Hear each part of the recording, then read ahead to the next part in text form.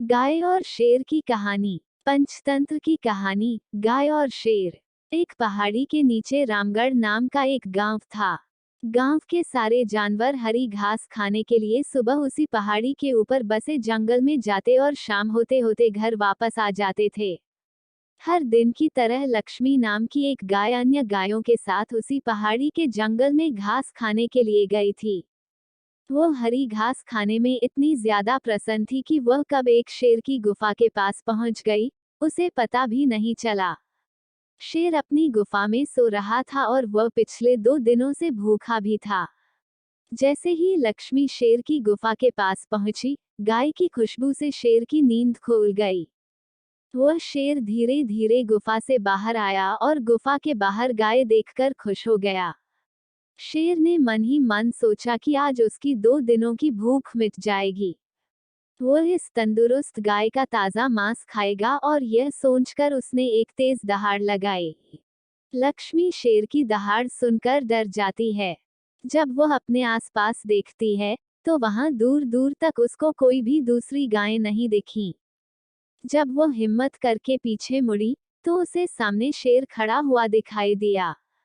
उस शेर ने लक्ष्मी को देखकर फिर से दहाड़ लगाई और लक्ष्मी से कहा, मुझे 2 दिनों से कोई शिकार नहीं मिल रहा था, मैं भूखा था।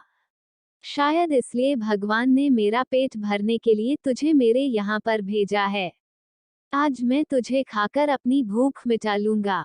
शेर की बात सुनकर लक्ष्मी डर जाती है। वह रोते हुए शेर से कहती है, मुझे जाने दो, मुझे मत खाओ। मेरा एक छोटा बच्चा है जो अभी सिर्फ मेरा ही दूध पीता है और उसे घास खाना अभी तक नहीं आया है। लक्ष्मी की बात सुनकर शेर हंसते हुए कहता है, तो क्या मैं अपने हाथ में आए शिकार को ऐसे ही जाने दूं? मैं तो आज तुझे खाकर अपनी 2 दिनों की भूख मिटाऊंगा। शेर के ऐसा कहने पर लक्ष्मी उसके सामने रोने लगी और विनती करते हुए कहती है कि आज मुझे जाने दो। मैं आज अपने बछड़े को आखिरी बार दूध पिला दूंगी और उसे बहुत सारा प्यार करके कल सुबह होते ही तुम्हारे पास आ जाऊंगी। फिर तुम मुझे खा लेना और अपना भूखा पेट भर लेना। शेर लक्ष्मी की यह बात मान जाता है और धमकी देते हुए कहता है कि अगर कल तू नहीं आई तो मैं तेरे गांव आऊंगा, फिर तुझे और तेरे बेटे दोनों को खा जाऊंगा। लक्ष्मी शेर की यह बात सुनकर खुश हो जाती है और शेर को अपना वचन देकर गांव वापस चली जाती है।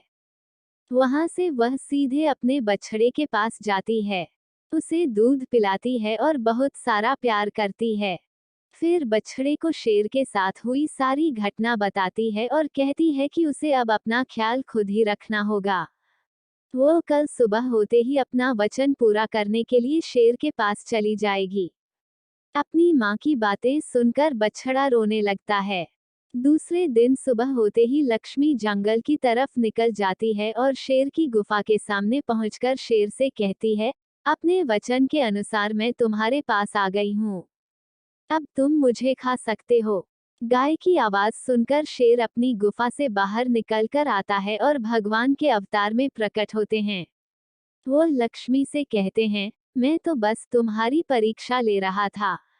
तुम अपने वचन की पक्की हो। मैं इससे बहुत प्रसन्न हुआ। तुम अब अपने घर और बछड़े के पास वापस जा सकती हो।